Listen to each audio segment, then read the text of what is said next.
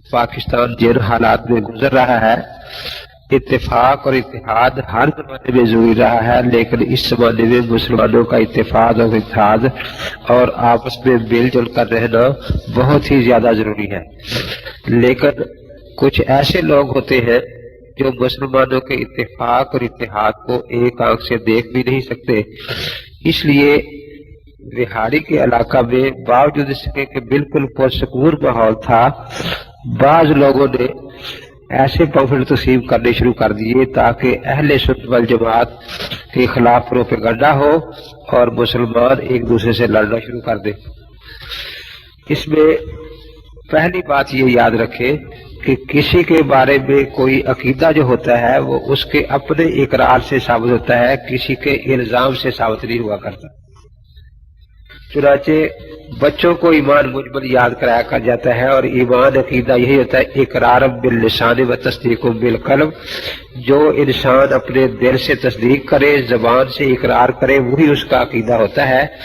اگر کوئی اور آدمی کسی پر الزام لگا دے کہ اس کا عقیدہ یہ ہے اور وہ اس کو نہ مانے تو کوئی آدمی بھی اس کو اس کا عقیدہ کہنے کے لیے تیار نہیں۔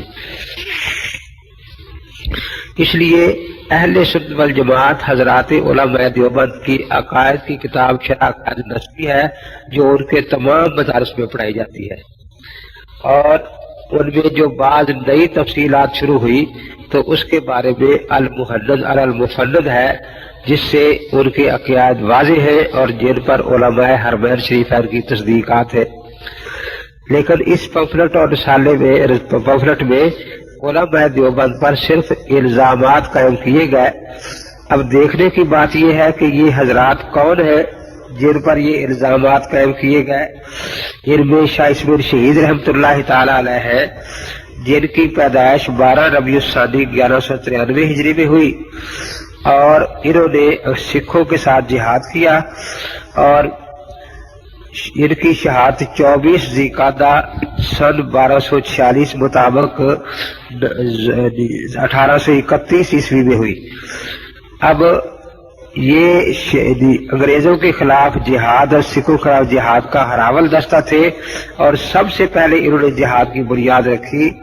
اس کے بعد اس جہاد میں شریک ہونے والے انگریزوں سے جہاد کرنے والے حضرت مولانا محمد قاسم صاحب نانوتوی رحمۃ اللہ تعالی علیہ، جن کی پیدائش رمضان 1248 میں ہے، اور جن کا وصال 4 جمادی الاولیٰ 1297 ہجری میں ہے، اور دوسرے مجاہد جو اس کے ساتھ شریک ہوئے حضرت مولانا رشید احمد گنگوہی رحمۃ اللہ تعالی علیہ، جنہوں نے رمضان المبارک میں شاملی کے مقام پر انگریزوں کے خلاف جہاد کیا مئی 1857 میں۔ تو ان حضرات کے خلاف انگریز اسی زمانے سے چاہتا تھا کہ ایسا پروپیگنڈا ہو کہ مسلمان ان سے متنفر ہو جائے۔ مولانا خجور صاحب رحمۃ اللہ علیہ ان کے معتمد خاص ہے، تو ان حضرات کو سب سے پہلے سامنے رکھا گیا اور ان پر اعتراضات کیے گئے کہ گویا یہ معاذ اللہ اور اللہ کے رسول کی توہین کرنے والے ہیں، حالانکہ یہ وہ حضرات ہیں، تاریخی طور پر یہ حقیقت ثابت ہے کہ جنہوں نے اپنے خون کا آخری قطرہ بھی اللہ کی توحید اور نبی پاک کی رسالت اور عظمت کے لیے وقف کر رکھا تھا، اور وہ صرف زبانی باتیں کرنے والے تھے بلکہ عملی طور پر میدان جہاد میں شریک ہوئے، اور انگریز جو تھا وہ ان کے خلاف رہا، اور انگریز کے دور میں یہ اور ان کے ساتھی جیلوں میں رہے، اور 100 سالہ دور میں انگریز نے ان کو پریشان کیا، ملک میں بھی یہ قید رہے اور ملک سے باہر بھی قید رہے۔ لیکن آپ ساری رات نماز پڑھے، کسی کافر کے سر میں درد بھی نہیں ہوتا، سارا دن روزہ رکھے، کسی کافر کی نکسیر بھی نہیں پھوٹتی، کافر ہمیشہ مسئلہ جہاد سے پریشان ہوتا ہے۔ اس لیے لارڈ گلیسٹون کہتا ہے کہ جب تک دنیا میں قرآن پاک موجود ہے اور قرآن پاک میں جہاد کا مسئلہ ہے، میں کبھی ٹھنڈی نیند جہاد میں فارغ نہ اس مسلمان نوجوان کو بیوی جہاد سے روک سکتی ہے، نہ بچے، نہ ماں باپ، نہ کوئی اور دنیا میں سب سے زیادہ بڑی ڈر کی چیز موت ہے، لیکن اس کے ذہن میں یہ بات پکی ہوتی ہے کہ میں نے مرنا نہیں بلکہ میں ہمیشہ ہمیشہ زندگی حاصل کرنے جا رہا ہوں، اس لیے جو موت سے نہیں ڈرتا وہ دنیا کی اور کسی مصیبت سے ڈر ہی نہیں سکتا۔ اس لیے کافر ہمیشہ مجاہدین کو بدنام کرتے رہتے ہیں۔ چنانچہ جب غداروں کی غداری کی وجہ سے انگریز جس جہاد میں کامیاب ہو گیا اور یہ لوگ بیچارے ناکام ہو گئے تو جہاد سے وہ پھر بھی بہت زیادہ خائف تھا، اس لیے اس نے تلاش کیا کہ کوئی ایسی آدمی ملے جو ان مجاہدین کو بدنام کر دے۔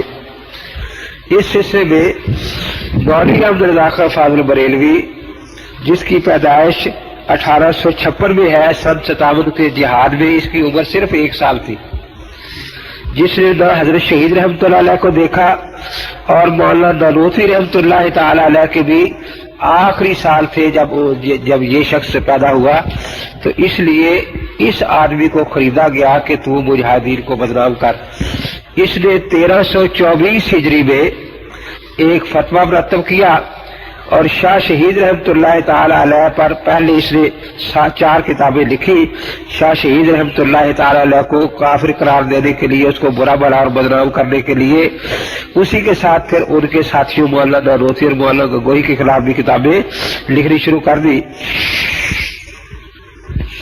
چنانچہ اس نے شاہ اسماعیل شہید رحمۃ اللہ علیہ کی وفات کے تقریباً 67 سال بعد پہلا رسالہ لکھا، جس میں شاہ صاحب کے بارے میں لکھا کہ یہ شخص گستاخ رسول تھا۔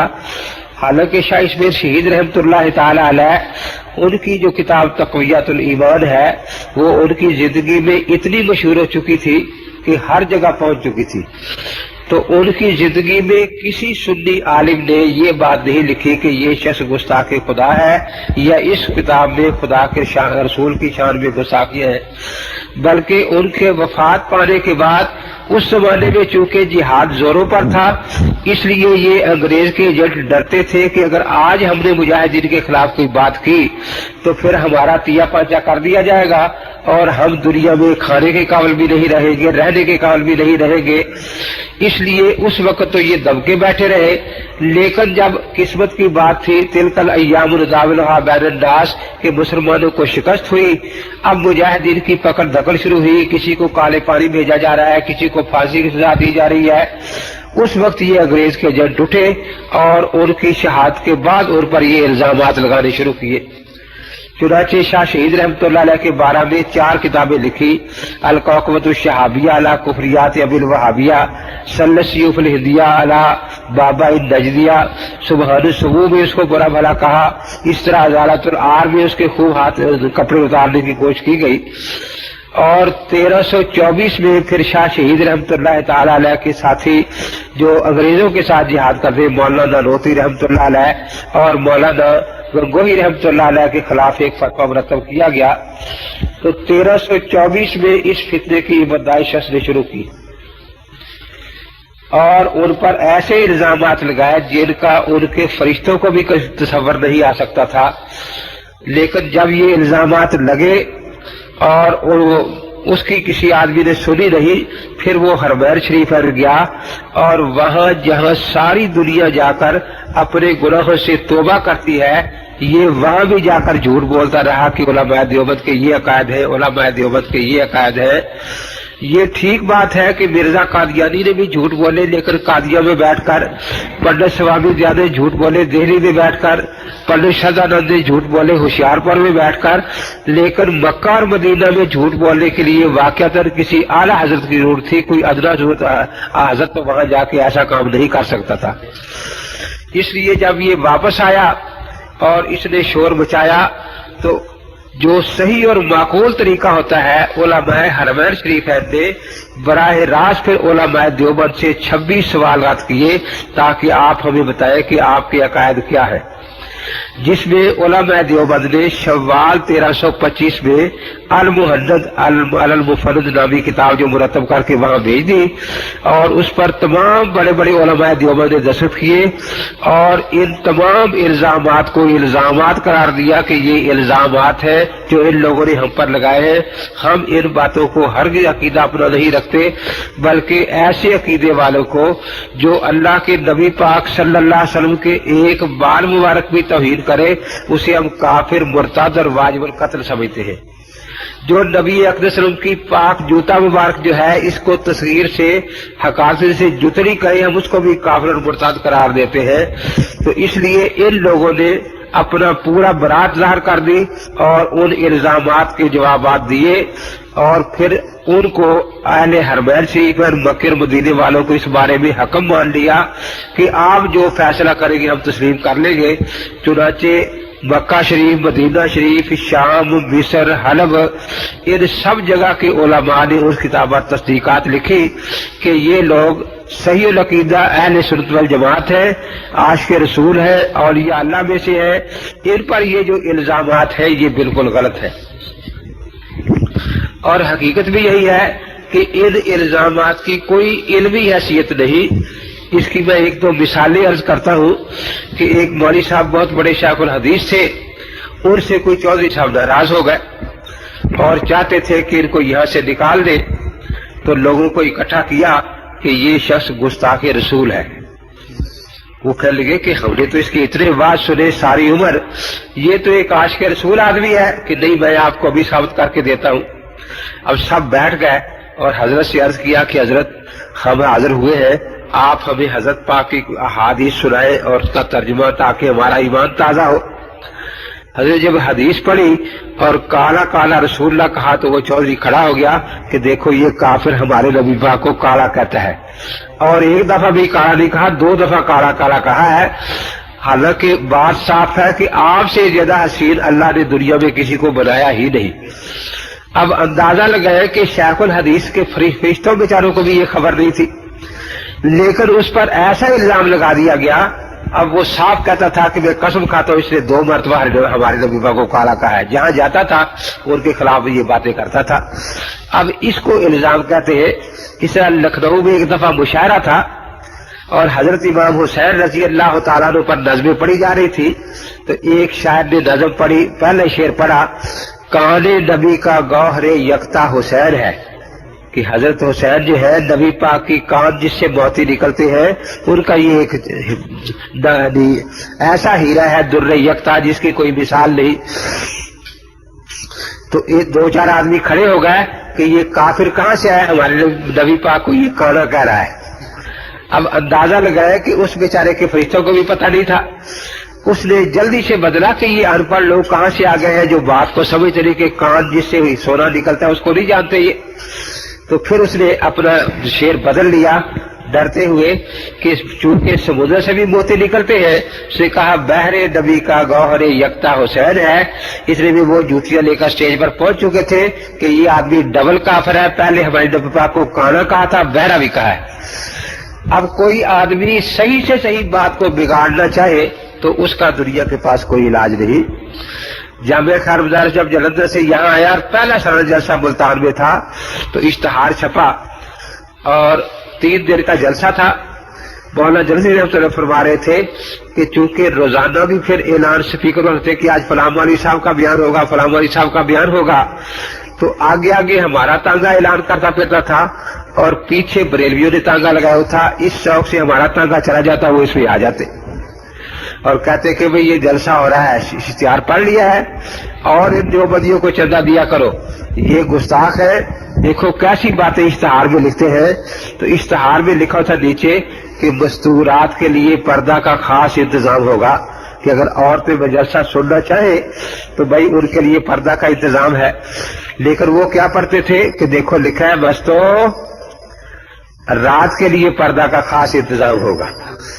اب بیچارے اشتہار چھاپنے والے کے فرشتوں کو بھی پتہ نہیں تھا کہ ہمارے اشتہار کا یہ مطلب نکالا جائے گا۔ کہتے دیکھو مستوں کے لیے رات کے انتظام ہو رہے ہیں، مستوں بدماشوں کے لیے یہ ان کا جلسہ ہے جو دیوبندیوں کا جلسہ ہے۔ تو جب انسان اس بات پر اتر آئے تو اس کا پھر اور کوئی حل نہیں ہوتا.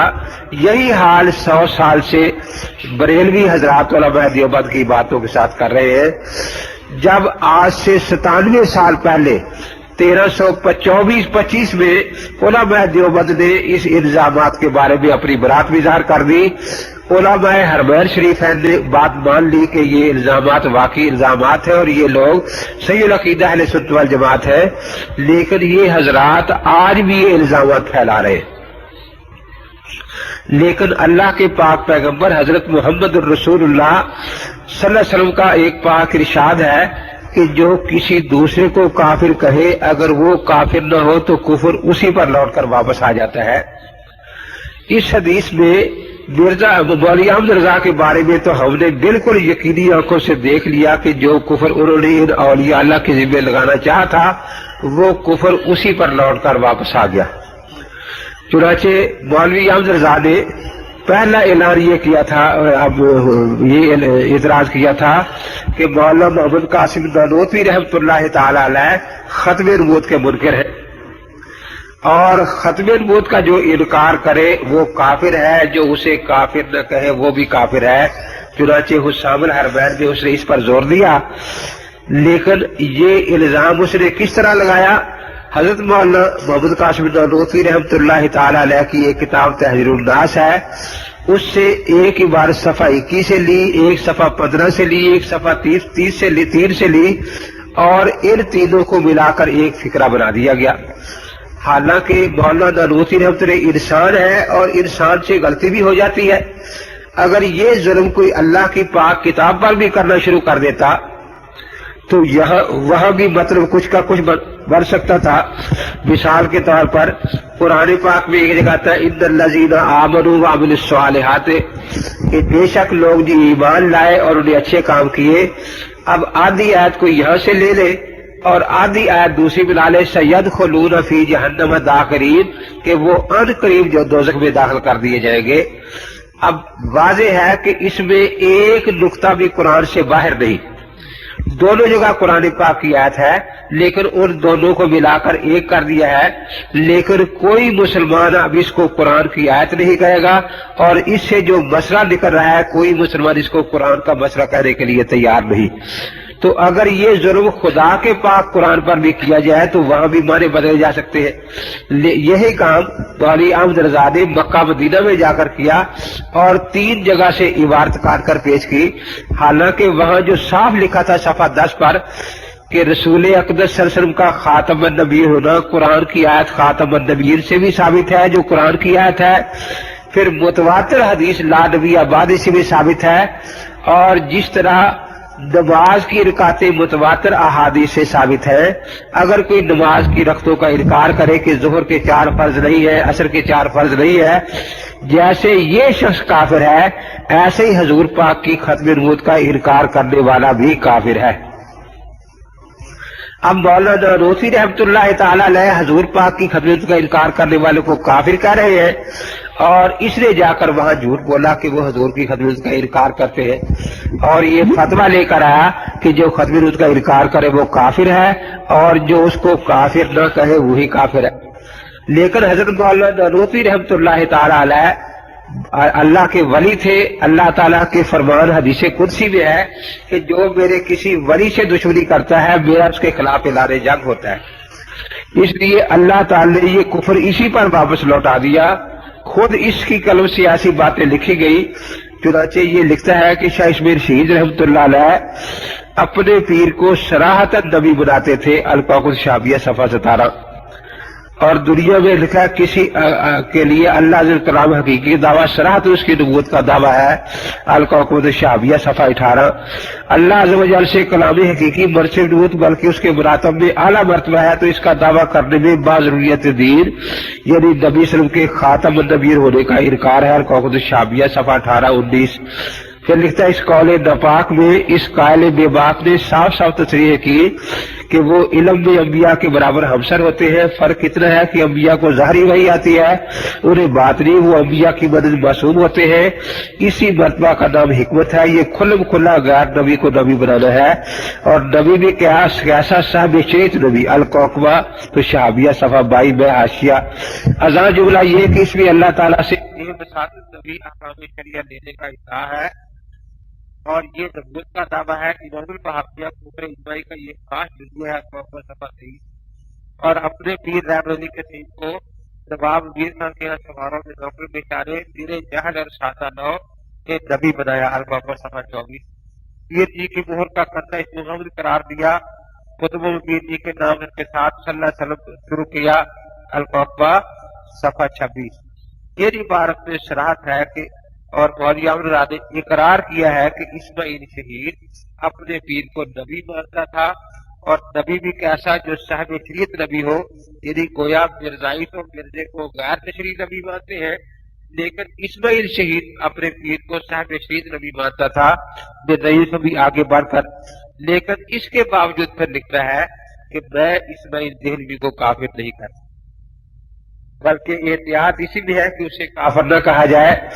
اب حسام الحرمین کا جو فتویٰ وہ مکہ مدینہ سے لایا تھا, اس میں صاف تھا کہ جو ختم نبوت کے منکر کو کافر نہ کہے وہ کافر ہے. چنانچہ وہ لایا ہوا فتویٰ مولانا شہید رحمۃ اللہ علیہ اور مولانا نوسی پر تو نہ لگا, لیکن مولوی احمد رضا کے کام آ گیا. اس لیے چونکہ یہ شاہ شہید کے بارے میں صراحتاً اقرار کر رہا ہے کہ شاہ شہید ختم نبوت کے منکر تھے, اور وہ اپنے پیر کو عام نبی نہیں بلکہ صاحب شریعت نبی مانتے تھے. اس کے باوجود کہتا ہے کہ میں شاہ شہید رحمۃ اللہ علیہ کو کافر نہیں کہتا. تو اس سے ثابت ہو گیا کہ یہ اسی لائے ہوئے فتوے کے مطابق کافر ہے. اس لیے ہم حسام الحرمین کا وہ فتویٰ مولانا عمر رضا کی خدمت میں یہ کہہ کر پیش کرتے ہیں عطائے تو ب لکھائے تو, اور آپ حضرات کو بھی ساتھ یہ تائید کر دینی چاہیے کہ حق بہ حق دار رسید, کہ جس کا حق تھا اس کو یہ حق پہنچ چکا ہے. اس کے بعد دوسرا الزام جو اس نے لگایا تھا وہ یہ تھا کہ مولانا گنگوہی رحمۃ اللہ تعالی علیہ یہ فرماتے ہیں کہ اللہ تبارک و تعالی جھوٹ بالفعل بھی بول سکتے ہیں, حالانکہ یہ بات قطعاً فتاوی رشیدیہ میں کہیں موجود نہیں ہے. فتاوی رشیدیہ میں بالکل اس کے برعکس ہے کہ جو یہ کہے کہ خدا جھوٹ بولتا ہے وہ کافر ہے. من اصدق من اللہ قیلا, اللہ سے زیادہ سچا اور کون ہو سکتا ہے. اب اندازہ لگائے کہ مولانا ایسے آدمی کو کافر کہتے ہیں, اور عمر رضا مکے میں بیٹھ کر مدینے میں بیٹھ کر ان کے ذمہ یہ جھوٹا الزام لگا رکھا ہے کہ وہ کہتا ہے کہ اللہ تعالیٰ بالفعل جھوٹ بولتے ہیں. حالانکہ یہ ایک ایسے جھوٹ ہے جیسا قرآن پاک بھی آتا ہے لقد کفر الذین قالوا ان اللہ هو المسیح ابن مریم, وہ لوگ کافر ہیں اس میں کوئی شک نہیں جو مریم کے بیٹے مسیح کو اللہ سمجھتے ہیں. اب کوئی پادری لقد کفر الذین کا لفظ اتار دے اور یہ کہے کہ دیکھو قرآن میں صاف ہے ان میں نے بے شک ان اللہ والمسیح ابن مریم, بے شک شک کی بات نہیں کہ مریم کا بیٹا مسیح جو ہے یہ اللہ ہے, خدا ہے. اور دیکھو قرآن میں ہے کہ بغیر شک شبے کے مسیح کو خدا ماننا چاہیے, حالانکہ قرآن نے اس کو کافر کہا ہے اس عقیدے کو.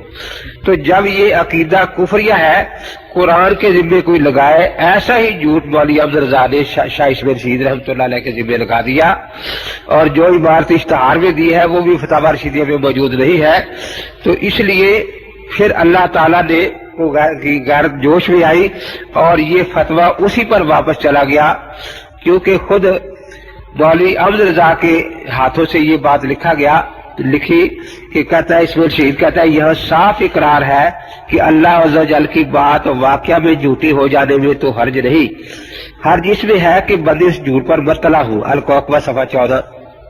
اس میں صاف تصریح ہے کہ جو کچھ آدمی اپنے لیے کر سکتا ہے وہ سب خدا کی پاک ذات پر بھی روا ہے, جس میں کھانا پینا سونا پخانا پھرنا پیشاب کرنا چلنا ڈوبنا مرنا سب کچھ داخل ہے. اس قول خبیث کے کفریات حد شمار سے خارج ہے. القوقبہ صفحہ 15.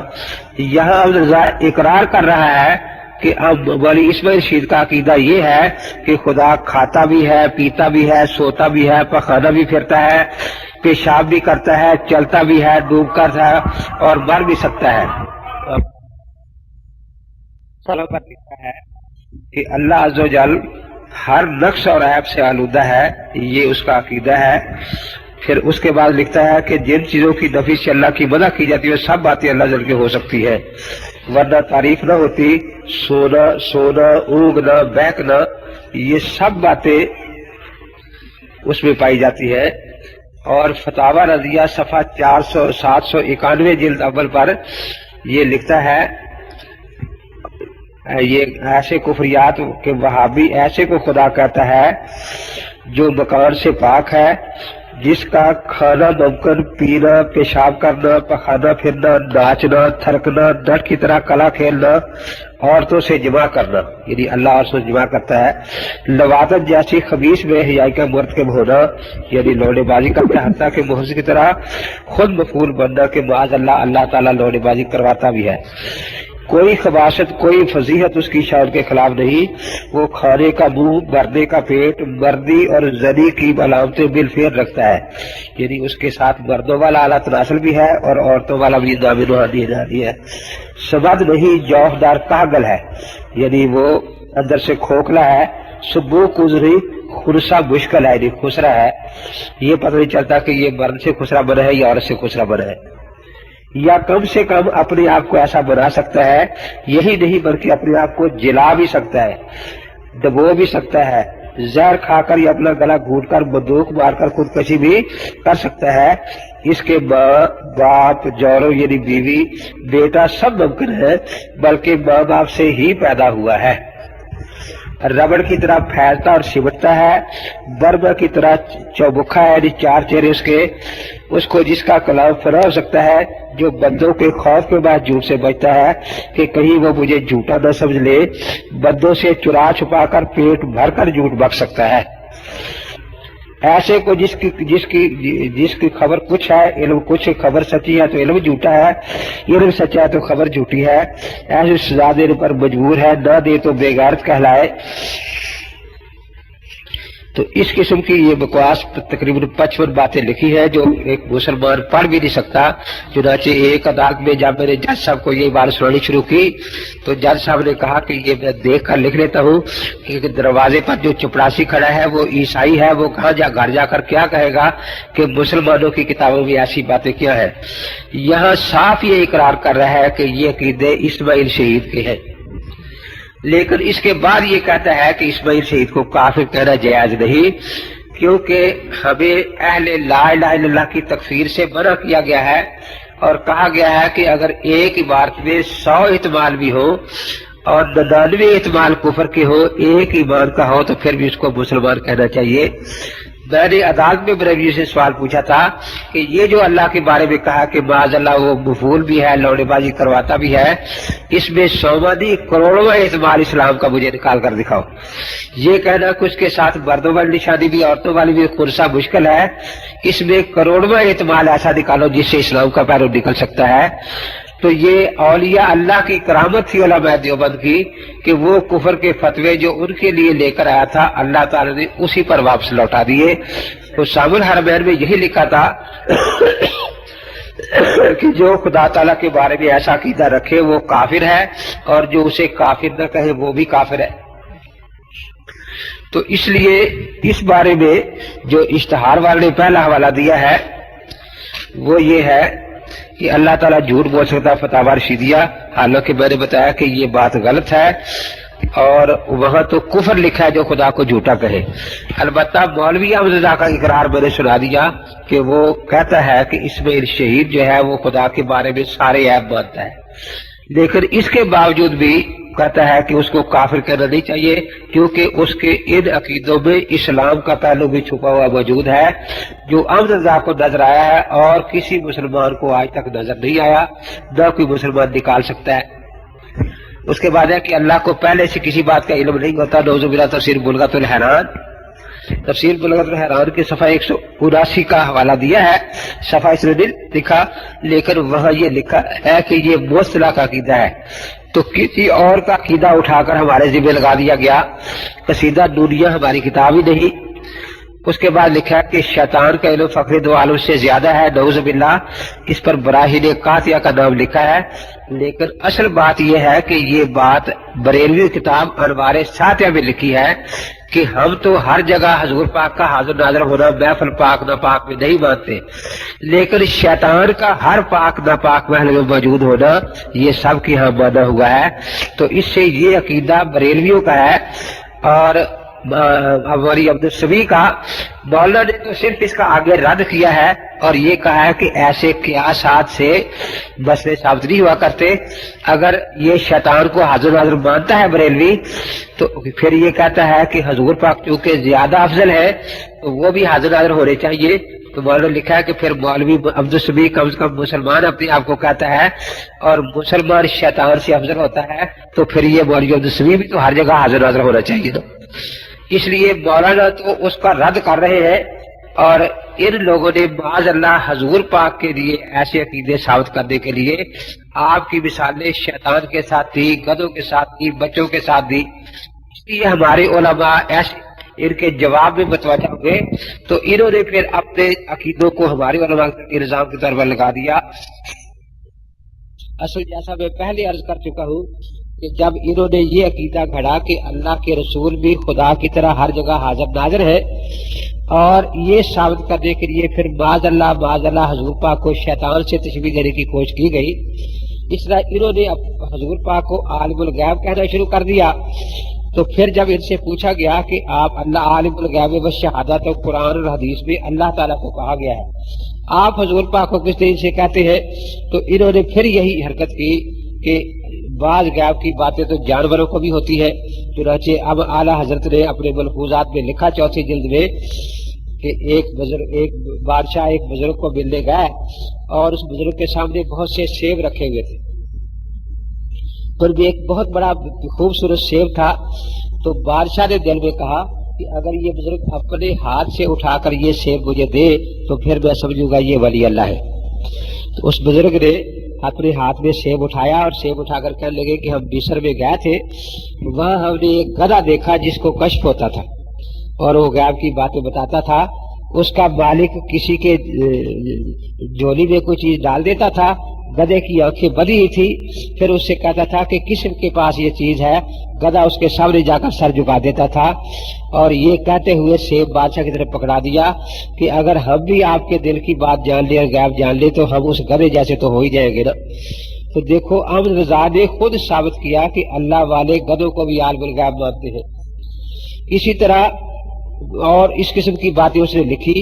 اور حضرت پاک کا علم غیب ثابت کرنے کے لیے انہوں نے معاذ اللہ گدھوں تک کی مثال پیش کر دی دیوانوں کی کہ ہر مومن جو ہے یؤمن بالغیب، آخر غیب کا علم ہوگا تو ایمان رکھے گا نا.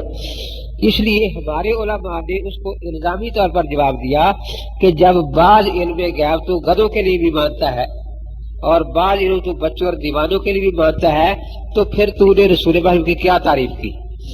اب بجائے اس کے کہ وہ اس کا جواب دیتا، اس نے خام خواہ یہ الزام مکے میں جا کر لگا دیا کہ یہ تو مولانا تھانوی کا اپنا عقیدہ ہے. حالانکہ مولانا نے اپنا عقیدہ اسی کتاب میں آگے چند سطر کے بعد لکھا ہے کہ وہ علوم جو لازم نبوت تھے حضور پاک کو بتمام عطا فرما دیے گئے تھے. فرمایا تھا کہ تمام علوم جو نبوت کے لیے لازم وہ آپ کو عطا فرما دیے گئے تھے، اور وہ علوم شرعی ہوتے ہیں. مثال کے طور پر یہ شرعی مسئلہ ہے کہ بکرا حلال ہے اور خنزیر حرام ہے، یہ نبی بتاتا ہے. اور اس مسئلے کے شرعی جاننے کے لیے یہ ضروری نہیں کہ یہ بھی آدمی کو پتا ہو کہ کل خنزیر دنیا میں کتنے ہوئے اور کتنے ہوں گے، کل بکرے کتنے اور کتنے ہوں گے، وہ کہاں کہاں مرے، مرنے کے بعد ان کے بال اور سب کچھ کہاں کہاں پہنچی. ان باتوں کا تعلق علم شریعت اور علم نبوت کے ساتھ نہیں ہوتا. ہاں علوم نبوت آپ پر کامل کر دیے گئے. الیوم اکملت لکم دینکم واتممت علیکم نعمتی ورضیت لکم الاسلام دینا. اس لیے مولانا تھانوی رحمۃ اللہ نے پھر اس بات کو تبدیل بھی کر دیا تھا، لیکن ابھی تک یہ احمد رضا کے چیلے اسی کو لے رہے ہیں. حضرت صاحب کا مار کر مل کر مٹی ہو گئے، یہ اس میں شہید پر الزام ہے. حالانکہ ان کا مقصد صرف اتنا ہے کہ حضرت بھی فرمایا کہ میں مر کر قبر میں دفن ہو جاؤں گا، اور آپ کے قبر میں دفن ہونے کا کوئی کافر بھی انکار نہیں کر سکتا۔ مدینہ منورہ میں آپ کا روضہ تر موجود ہے، اور مسلمان کافر یہ مانتے ہیں کہ حضرت پاک صلی اللہ تعالی وسلم روضہ پاک میں مدفون ہے۔ اس لیے دارالارشاد میں تقویۃ الایمان میں اس جگہ یہی لکھا ہے کہ میں بھی ایک دن آغوش لحد میں سو جاؤں گا۔ آگے لکھا کہ رحمت العالمین صفت خاصہ رسول کی نہیں، تو وہ مولانا نے فرمایا کہ تمام یہ بات پوری نقل نہیں کی گئی۔ آگے مولانا نے فرمایا ہے کہ اللہ کے نیک بندے بھی اس دنیا اور آخرت میں اللہ کی رحمت کا سبب بنتے ہیں، اور بریلویوں کو اس پر اعتراض کرنے کا کوئی حق ہی نہیں، کیونکہ یہ حضرات صاف اپنی کتابوں میں لکھتے ہیں۔ دیوان محمدی میں نے لکھا ہے کہ غلام فرید صاحب چاچو شریف والے رحمت العالمین ہے، بے شکل رحمت العالمین خود صدر الدین احمد۔ آگے ہر مخلوق چھوٹا اور چمار سے بھی زیادہ ذلیل ہے، یہ حضرت پاک کا اسم گرامی کتاب میں موجود نہیں، لیکن مولوی احمد رضا کہتا ہے کہ یہ حضور پاک کے بارے میں کہا گیا ہے۔ اس کے بعد پھر کہتا ہے کہ میں اس آدمی کو کافر نہیں کہتا جو معاذ اللہ حضور پاک کو چمار سے بھی زیادہ ذلیل کہو۔ اگر کوئی آدمی یہ کہہ دے کہ احمد رضا چمار سے بھی زیادہ ذلیل ہے اور اس میں احمد رضا کا نام لے تو بریلوی فوراً اس کے خلاف شور مچائیں گے، لیکن بریلوی ایسے گستاخ ہیں کہ اللہ کے نبی کے بارے میں جس شخص کے بارے میں وہ کہتے ہیں کہ یہ بات اس نے حضور پاک کے بارے میں کہی ہے، اس کو کافر کہنا احتیاط کے خلاف سمجھتے ہیں۔ تاکہ سب انبیاء رضی اللہ عنہ چیز سے کم، یہ بھی مولانا شہید کی بات ہے، اور مولانا شہید کو وہ کافر نہیں کہتا۔ اگر اس میں کفر ہے تو پہلے احمد رضا کو کافر کہنا پڑے گا، اور پھر مولانا اس میں شہید احمد کی باری آئے گی۔ آگے لکھا انبیاء اپنی امت میں اگر ممتاز ہوتے تو علوم ہی بھی ممتاز ہوتے ہیں، باقی رہا عمل اس میں بسا اوقات امتی مساوی ہو جاتے ہیں بلکہ بڑھ بھی جاتے ہیں۔ یہاں حوالہ نقل کرنے والے نے بہت بڑی بے ایمانی کی ہے کہ لفظ یہ تھے کہ عمل میں بسا اوقات بظاہر امتی مساوی ہو جاتے ہیں اور بڑھ بھی جاتے ہیں۔ اب دیکھیے یہاں بظاہر کے لفظ سے بتایا جا رہا ہے کہ نبی کے عمل سے کسی امتی کا عمل کبھی بھی نہیں بڑھ سکتا، بلکہ ہمارا اس علماء دیوبند کا عقیدہ ہے کہ اگر غیر صحابی احد پہاڑ کے برابر سونا خیرات کرے اور صحابی ایک کھجور خیرات کر دے اس کا ثواب اس کے برابر نہیں ہو سکتا، تو اللہ کے نبی کی ایک تسبیح کے برابر پوری امت کا ثواب کبھی بھی نہیں ہو سکتا۔ لیکن انہوں نے لکھا کہ بظاہر یہ ہوتا ہے کہ مثلا معراج کی رات حضرت پر نماز فرض ہوئی اور آپ نے کل 15-16 سال نمازیں پڑھی، لیکن آج کتنے مسلمان ہیں جنہوں نے 60-70 سال 5 نمازیں پڑھی ہیں، تو گنتی میں تو بظاہر یہ زیادہ ہی گری جائے گی۔ حضرت پاک نے حجۃ الوداع فرمایا، ایک حج فرمایا، لیکن کتنے آج آدمی جو نے 20 حج کیے ہوئے ہیں، ہمارے امام صاحب نے 50 حج کیے، بظاہر گنتی میں یہ حد واقعتاً بہت زیادہ ہے۔ پھر حضرت پاک پر قرآن آخر حجۃ الوداع میں آ کر ختم ہوا، اس کے بعد آپ نے کچھ قرآن ختم کیے، لیکن آج کتنے لوگ ہیں جو روزانہ قرآن پاک ختم کرتے ہیں، اور گنتی میں یہ بہت زیادہ ہے۔ تو اس بات کے کہنے میں یہ بات تھی کہ نبی علوم میں ممتاز ہوتے ہیں، اور گنتی اعمال میں تو بعض لوگ آگے بڑھ بھی جاتے ہیں، اس میں کوئی اعتراض کی بات نہیں ہے۔ حضور کا میلاد کنہیا کے جنم دن منانے سے کی طرح ہے، یہاں بھی یہ بات انہوں نے نامکمل عبارت لکھی ہے، لکھا ہے کہ یہ جو تم مذاق کرتے ہو کہ جب تم سے پوچھا جاتا ہے کہ تم کیوں کھڑے ہوتے ہو یہ میلاد میں اور سمجھتے ہو کہ حضور آپ پیدا ہو رہے ہیں، تو وہ یہ کہتے ہیں کہ جب ہندو اپنے کنہیا کے لیے کھڑے ہوتے ہیں تو ہم اپنے نبی کی تعظیم کے لیے کیوں نہ کھڑے ہو۔ اس سے معلوم ہے کہ جو نیا عقیدے گھڑے ہیں ان عقیدوں کی اس بات کے لیے کبھی ان کو رام چندر کا نام لینا پڑتا ہے، کبھی شیطان کا نام لینا پڑتا ہے، کبھی گدوں کا ذکر کرنا پڑتا ہے۔ اس لیے یہ لفظ شرارتیں خود چھیڑتے ہیں۔ جب ہمارے علماء ان الفاظ کو ان پر واپس کرتے ہیں تو پھر اس کے بعد یہ شور بجاتے ہیں کہ یہ معاذ اللہ ان کا عقیدہ ہے۔ اس کے بعد اوضح البراہین کے جو حوالے دیے گئے وہ ہماری کتابیں ہی نہیں۔ اور آگے یہ لکھا کہ انبیاء اولیاء سب ہمارے بھائی کی طرح ہیں، تقویۃ الایمان، یہ بھی اس نے آپ عبارت کا خلاصہ نکالا ہے۔ ہمارا عقیدہ یہ ہے جو المحدد بھی ہے کہ جو شخص ہمارے پاک پیغمبر صلی اللہ علیہ وسلم کو اپنے نسبی بھائی کے برابر کہے وہ شخص کافر ہے۔ ہم تو ایسے آدمی کو کافر کہتے ہیں وہاں جو بات لکھی ہوئی ہے وہ یہ ہے کہ حضرت پاک صلی اللہ علیہ وسلم سے ایک صحابی نے عرض کیا کہ کیا میں آپ کو سجدہ کروں؟ آپ نے فرمایا کہ میری عزت کیا کرو اور عبادت صرف اللہ تبارک و تعالیٰ کی کیا کرو، اور اپنے بھائی کی اکرام کیا کرو، اقربوا اخاکم۔ اور یہ حدیث جو تقویۃ الایمان میں ہے یہ مولانا رضوی زبدۃ الزکیہ میں لکھی ہے، اور وہاں حضور پاک کو بھائی لکھا ہے۔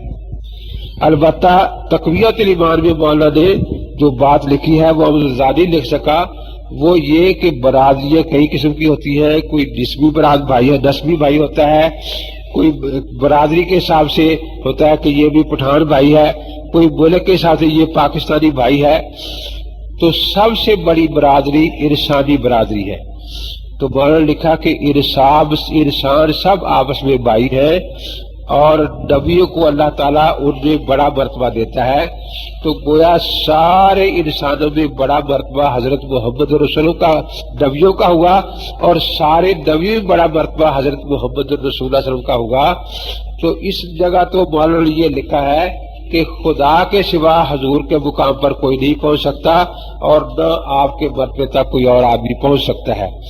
لیکن اس نے الٹا اس پر الزام لگا دیا، اور پھر یہ بات ہے کہ ہم تو اس کو کفر کہتے ہیں، لیکن یہ لوگ عیسائی میں شیر ہم تو کو کافر کہنے کے لیے تیار نہیں۔ اب بقول مولانا عبد الرزاق اس فکرے میں اسلام کا پہلو موجود ہے جو اپنے نسبی بھائی سمجھے، تو بریلیوں کا فرض ہے کہ وہ اسلام کا پہلو ہمیں نکال کر دے۔ آگے لکھا ہے کہ حضور کے بعد کوئی نبی پیدا اور خادم محمدیہ میں کوئی فرق نہیں آئے گا، یہ بھی اسے دھوکہ دیا ہے۔ مولانا نے تو کتاب ہی ختم نبوت کے اس بات میں لکھی ہے، لیکن انہوں نے ختم نبوت کی دو قسمیں کی ہیں۔ ایک یہ کہ زمانے کے اعتبار سے سب سے آخر میں پیدا ہونا، اس کو بھی نے قرآن سے ثابت کیا۔ ایک یہ کہ آپ اس معنی میں خاتم النبیین ہے کہ سب نبیوں سے اعلیٰ مقام رکھتے ہیں اور فائنل اتھارٹی ہے، آپ سب کے حکموں کو منسوخ کر سکتے ہیں، لیکن کوئی آپ کی شرک کو منسوخ نہیں کر سکتا، بلکہ سارے جتنے نبی پہلے ہیں وہ حضور پاک کی امتی ہے۔ اس سے آگے اس بات میں لکھا ہے کہ اگر میرے فرض کوئی اور بھی نبی آئے گا تو حضور پاک کا امتی بنے گا، ماتحت ہوگا، اور وہ آپ کے برابر نہیں ہو سکتا۔ اس لیے یہاں رتبے کے اعتبار سے خدمت کا ذکر ہے، نہ کہ زمانے کے اعتبار سے۔ اگر دیکھیں ہندوؤں کی دیوالی کی پوریاں کھانا جائز ہے، اور دوسرا حوالہ پھر جوڑا ہے کہ ہندوؤں کے سود کے پانی سے پلاؤ پانی پینا جائز ہے، اور آگے پھر یہ لکھا ہے کہ حضرت امام ابو شہر کی سبیل کا پانی پینا جائز نہیں ہے۔ تو یہ بھی ایک دھوکہ ہے، گویا یہ ثابت کرنا چاہتے ہیں کہ ہم حضرت سیدنا حسین رضی اللہ تعالیٰ کو یہ سمجھتے ہیں کہ ان کا سبیل کا پانی سے بھی برا ہے۔ اصل بات اس کو مثال سے سمجھے کہ بکری حلال ہے، خنزیر حرام ہے، لیکن اگر کوئی بکری چوری کی ہو تو وہ حرام ہے۔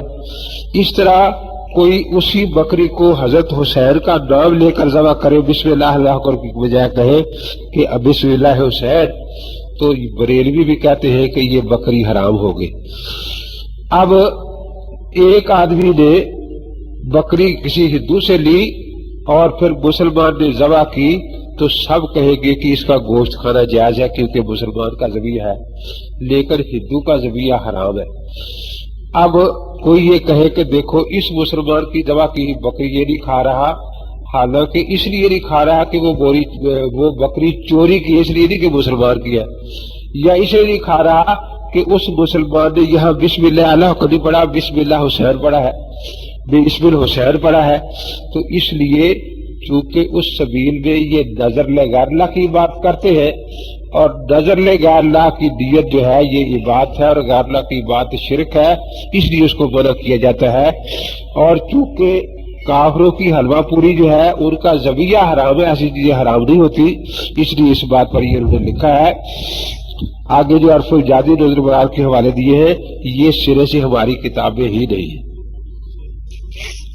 تو مقصد یہی ہوا کہ یہ جو کچھ ہے الزامات ہی الزامات ہیں۔ احمد رضا اپنی کتابوں کی روشنی میں ایسا کافر ہے کہ جو اس کو پرلے درجے کا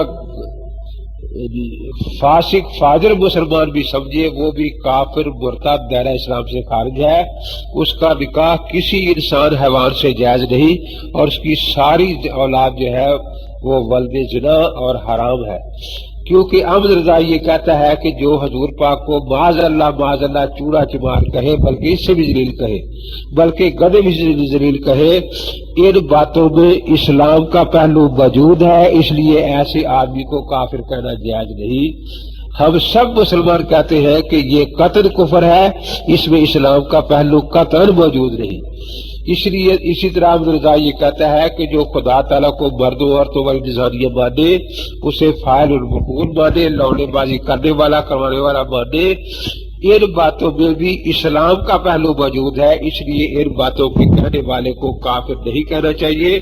ہم کہتے ہیں کہ ان میں کوئی اسلام کا پہلو موجود نہیں، جس نے یہ ان باتیں کہی ہیں وہ کافر ہے۔ اگر احمد رضا نے الزام لگایا ہے تو یہ تو بہرحال پھر بھی کافر ہے۔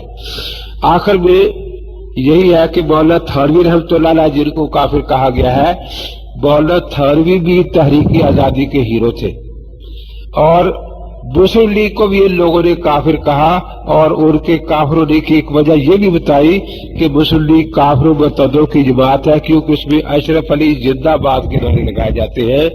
اب جن لوگوں نے بھی انگریز کے خلاف تحریک آزادی میں یہ جہاد میں حصہ لیا، یہ لوگ ان کو کافر کہتے ہیں۔ ان بیچاروں کا اصل گناہ یہی ہے، چنانچہ حکومت پاکستان اور حکومت مسلم لیگ اس بات کو تسلیم کرتی ہے کہ علماء دیوبند کا پاکستان کے بنانے میں اتنا بڑا کردار تھا کہ جب مشرقی پاکستان میں پاکستان کا جھنڈا لہرایا گیا تو ایک دیوبندی عالم مولانا ظفر عثمانی رحمۃ اللہ علیہ سے کہا گیا کہ آپ یہ جھنڈا لہرائیں۔